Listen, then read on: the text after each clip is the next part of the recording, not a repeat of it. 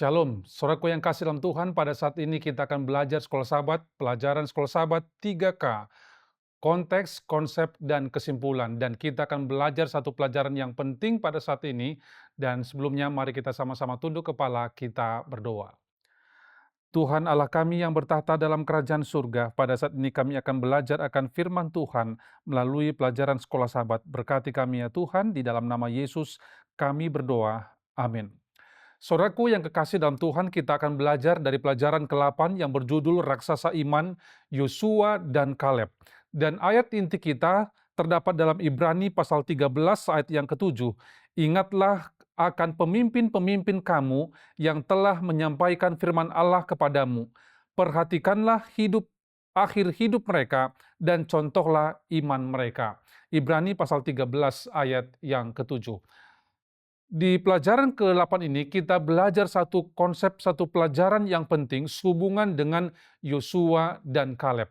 Bila mana kita mempelajari dari bilangan pasal yang ke-13, kita akan mendapati ada satu cerita sehubungan 12 pengintai yang dikirim untuk mengintai tanah yang dijanjikan oleh Tuhan pada saat itu. Kalau kita baca di kitab bilangan, ada 12 orang yang mengintai tempat itu. Nama-nama mereka adalah Syamua, kemudian Syafat, ada Igal, ada Paiti, ada Gadiel, ada Gadi, kemudian Amiel, ada Setur, Nahbi, dan Gewel. Ini adalah 10 mata-mata yang melaporkan ataupun menggambarkan sesuatu yang mustahil untuk direbut ataupun dimenangkan oleh orang Israel itu sendiri. Dan ke-10 orang ini memberikan laporan untuk memberikan rasa takut kepada orang-orang Israel yang mendengarkan laporan mereka itu. Dan tidak hanya itu saja, bahwa mereka melihat diri mereka seperti belalang dan menggambarkan orang Kanaan itu seperti raksasa. Jadi 10 orang ini memberikan laporan yang memberikan memberikan rasa kecut kepada orang-orang yang mendengarnya. Dan kalau kita lihat bahwa ke-10 orang ini pada akhirnya dilupakan dan mungkin tidak layak untuk diingat. Tetapi dari 10 ini ada 2 orang yang lain yang bernama Hosea bin Nin yang kemudian diganti namanya oleh Musa menjadi Yosua yang berasal dari suku Efraim, dan juga yang ke-12 adalah Kaleb dari suku Yehuda.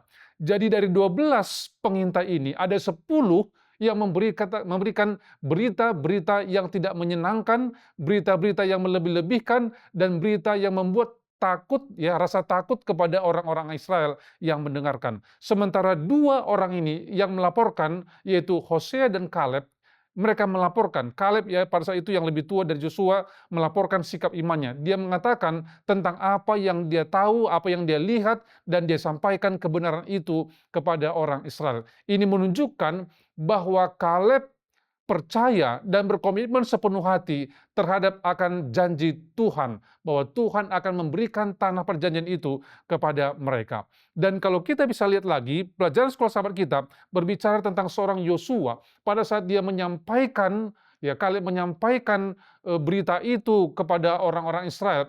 Yosua juga dalam bilangan pasal 14 ayat 8 sampai 10, Yosua sambil merobek pakaiannya menegaskan kembali bahwa mereka tidak punya alasan untuk takut jika ada Tuhan di pihak mereka. Jadi dari 12 pengintai ada 10 orang yang memberikan berita negatif, sementara 2 orang yaitu Joshua dan Kaleb memberikan berita yang positif.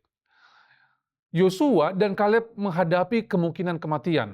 Kalau kita baca dalam bilangan pasal 14 ayat 10, pada saat mereka memberikan laporan yang benar, lalu seluruh jemaat itu berkata, lempari saja mereka dengan batu. Bilangan pasal 14 ayat 10 ini menunjukkan bahwa pada saat hamba-hamba Tuhan menyatakan sesuatu yang benar, maka ada resiko yang ia hadapi pada saat itu. Ini menunjukkan bahwa pada saat kita mempertahankan kebenaran, maka akan banyak orang yang tidak senang sehubungan dengan hal-hal yang benar yang kita sampaikan tersebut.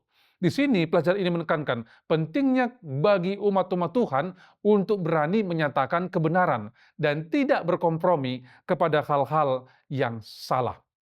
Ada dua momen yang menentukan ataupun mencirikan iman dan komitmen Yosua dan Kaleb dari pelajaran sekolah sahabat kita.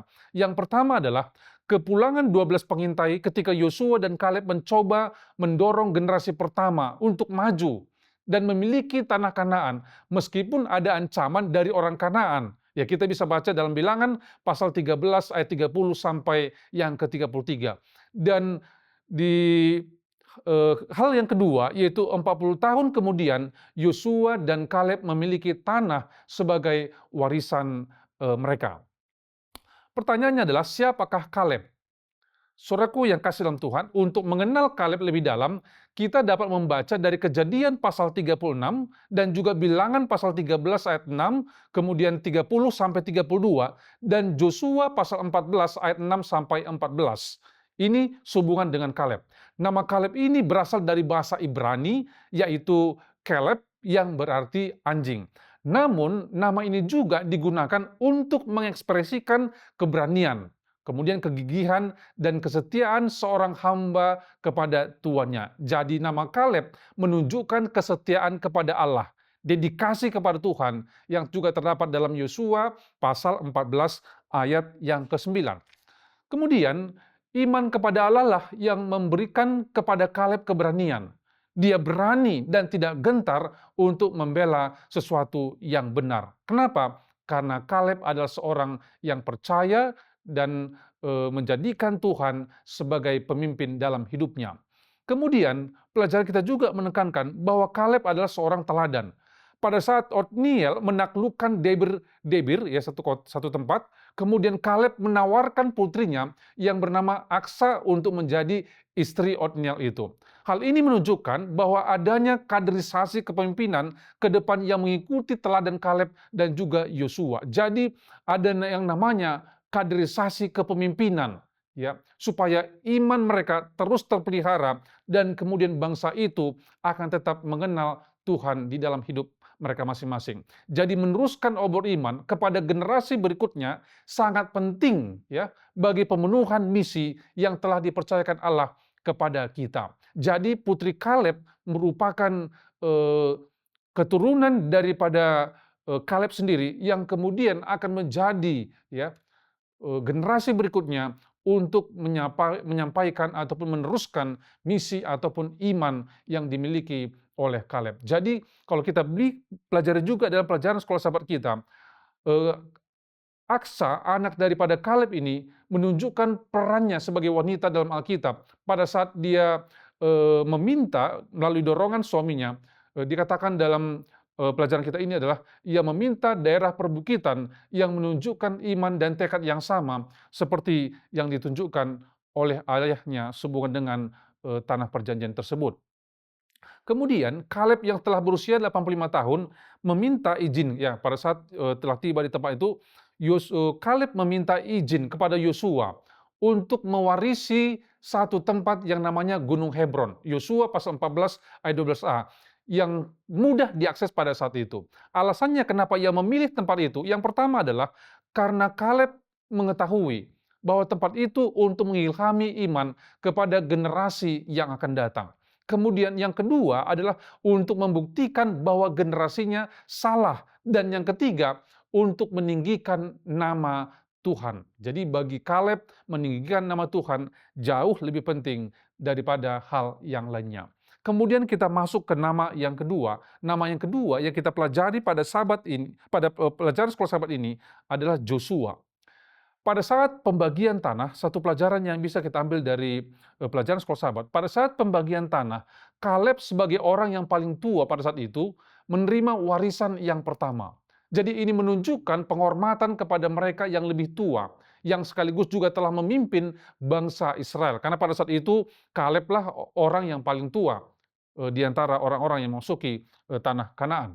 Kemudian sementara Joshua, dia menerima warisan yang paling terakhir, yaitu satu tempat namanya Timnat Serah yang artinya sebagian bagian yang tersisa atau wilayah yang tersisa. Inilah yang kemudian menjadi bagian dari Yosua. Ini menunjukkan karakter Yosua, ya. Ia menerima warisan yang paling akhir setelah yang lainnya mendapatkan warisan. Ini menunjukkan karakter Yosua. Yang pertama, dia menunggu sampai semua orang menerima bagian. Kemudian yang kedua, dia tidak memilih wilayah yang padat penduduknya atau paling megah. Ya, kalau kita lihat secara ekonomi, tempat yang banyak penduduknya, kemudian tempat yang ramai dan megah, tentunya secara perekonomian itu pasti lebih mahal daripada tempat yang sepi dan sebagainya, jauh daripada kota-kota yang besar ataupun kota yang megah. Kemudian yang ketiga, ia memilih kota sederhana, ya, ataupun mungkin reruntuhan kota untuk dibangun kembali dengan kerja keras. Jadi Yosua memilih satu kota yang sederhana dan kemudian dia membangun dengan kerja kerasnya. Ia memilih kota itu karena terletak dekat Silo. Kenapa dekat Silo? Karena dekat Silo adalah tempat yang kudus dan ini menunjukkan prioritas Yosua bahwa ia ingin dekat dengan Tuhan melalui peribadatan kepada Tuhan. Kalau kita baca dalam Mazmur 27 ayat yang keempat, satu hal yang kuminta dari Tuhan, itulah yang kuingini, diam dalam rumah Tuhan seumur hidupku, menyaksikan kemurahan Tuhan dan menikmati baiknya. Jadi kita bisa belajar melalui pelajaran sekolah sahabat kita ini, sehubungan dengan seorang yang bernama Joshua, sebagai seorang pemimpin bangsa Israel yang memberikan contoh keteladanan kerendahan hati dengan menjadi yang terakhir menerima warisan.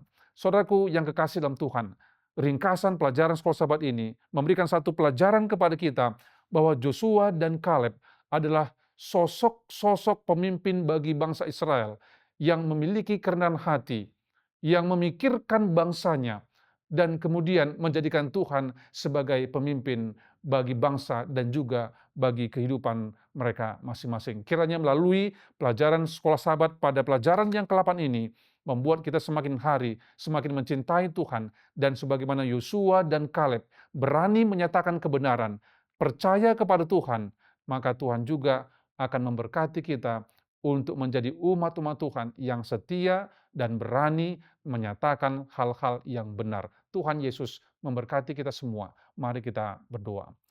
Tuhan di surga, terima kasih pada saat ini kami telah belajar akan pelajaran sekolah sahabat.